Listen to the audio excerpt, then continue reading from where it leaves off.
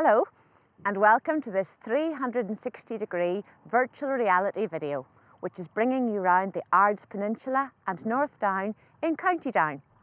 We're going to be tracing the history of Ulster-Scots settlers in this area, thinking about their stories and their heritage and their culture.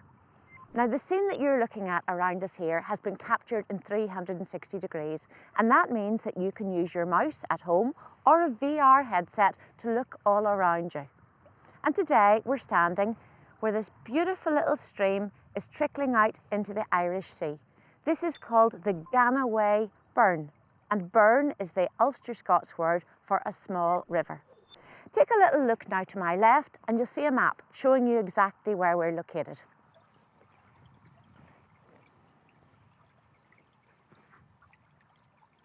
So from here you can look along the coastline. This is the coastline, the east side of the Ards Peninsula. You can look inland over the rolling green fields, or you can look out there across the Irish Sea, and in the far distance on the horizon you can maybe just about make out Scotland. I can see it over there myself through the clouds.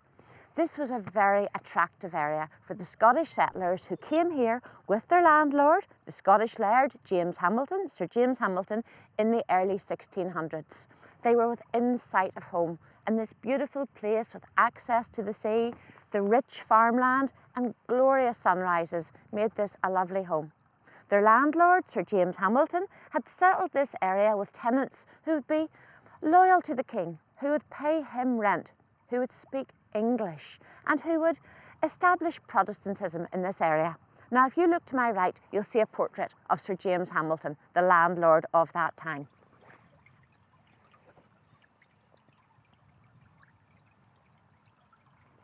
So, Sir James Hamilton's settlement then at the nearby town of Ballywalter was a success. By 1661, it had 24 thatched cottages. It had a slate quarry, and it had a small creek where boats could come in and out. The Ulster-Scots settlers got well established. They built their cottages, they fished and they farmed, they grew flax, they thrived really, living here as part of a small community, still very much connected to their Scottish roots, still very much a part of that Scottish tradition with its folklore, its superstitions and its language.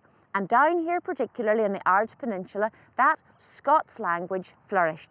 In fact, there was one man living in a townland called Dunover, D-U-N-O-V-E-R, a townland just not far from here, who wrote beautiful poetry using that Ulster-Scots tongue. His name was Andrew Mackenzie, known as the Bard of Dunover, and he was born in 1780.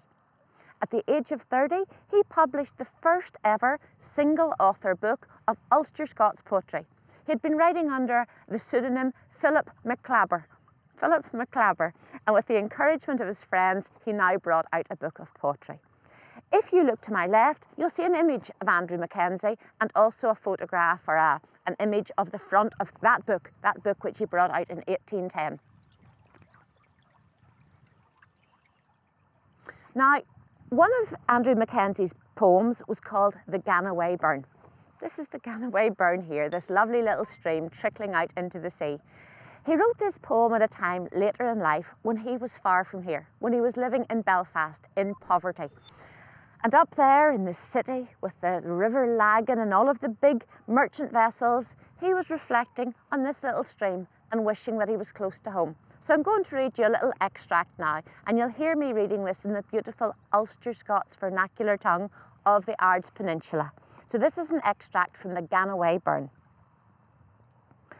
Aye, dear native streamlet, wherever I wander, though nature's beauties afore me were spread, thou comest o'er my soul wi' a feeling sae tender, that back to thy margin my fancy is led. Thou early kenned objects, by memory hallowed, awake recollection wherever I turn. For nature's rude dictates I carelessly followed, among the rich vales o' the Ganaway Burn. Isn't that lovely? Inspired all those hundreds of years ago. Many of Andrew Mackenzie's friends wanted him to write epitaphs or verses for the gravestones of their loved ones. And just a couple of miles south from here at the old Whitkirk Cemetery, we can find some gravestones with his lines on them.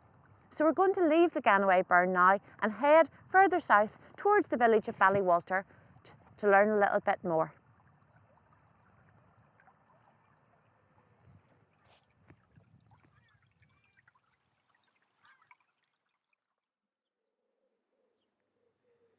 Our next stop on this tour has brought us to the most beautiful, tranquil location. We're in the townland of Whitechurch, which would be known in Ulster Scots as Whitkirk. And when the Ulster-Scots settlers of the 17th century arrived here, they would be able to worship in this historical place where there has been a church since the year 1306. If you look behind you, you can still see some of the old stone walls of Whitkirk, and the early Presbyterians of the 17th century would have worshipped behind these walls under a thatched roof. And all around us, you can see these higgledy-piggledy gravestones, many of them containing Ulster-Scots surnames. These mark the burial place of settlers in this area over the centuries. One of the oldest stones is the last resting place of John Cooper. Now, this is a story. John Cooper died in the year 1608. He had emigrated from Scotland to Ulster in 1606. Now, when he died, he was 90 years old. So that means that John Cooper was born in 1518 and left his home in Scotland to come to Ulster when he was 88 years old. That man must have seen some fabulous periods of our history. For another interesting Ulster Scots gravestone, look to my left and you can see a photograph of the headstone of Robert Tate. Let me read you the inscription. It says, "Here lieth ye body of Robert Tate, who departed this life July ye 31st, 1712, aged 65 years. So Robert Tate would have been born in 1647 and he would have been one of these early Ulster Scots settlers.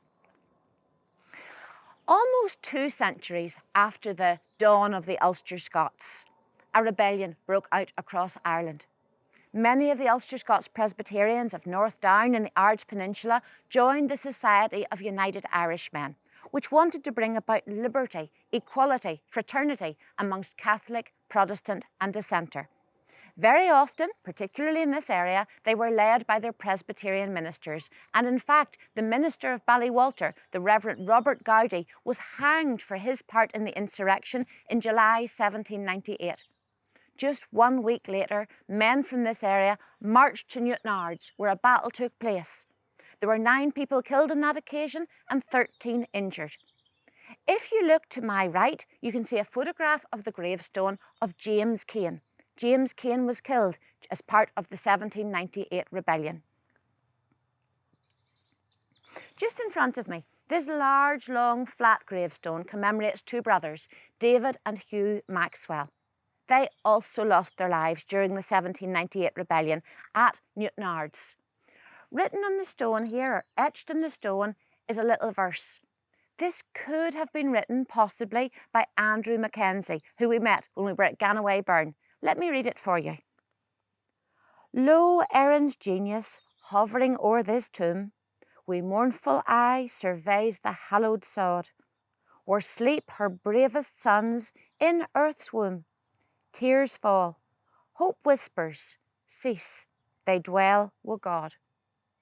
This is a really beautiful old graveyard where you could spend a happy afternoon wandering amongst the headstones, looking at all the old inscriptions and reading those Ulster Scots names and epitaphs. Maybe you'll be inspired to come and have a look round here at Whitkirk yourself sometime, or continue now to enjoy some more episodes in our Ulster Scots series.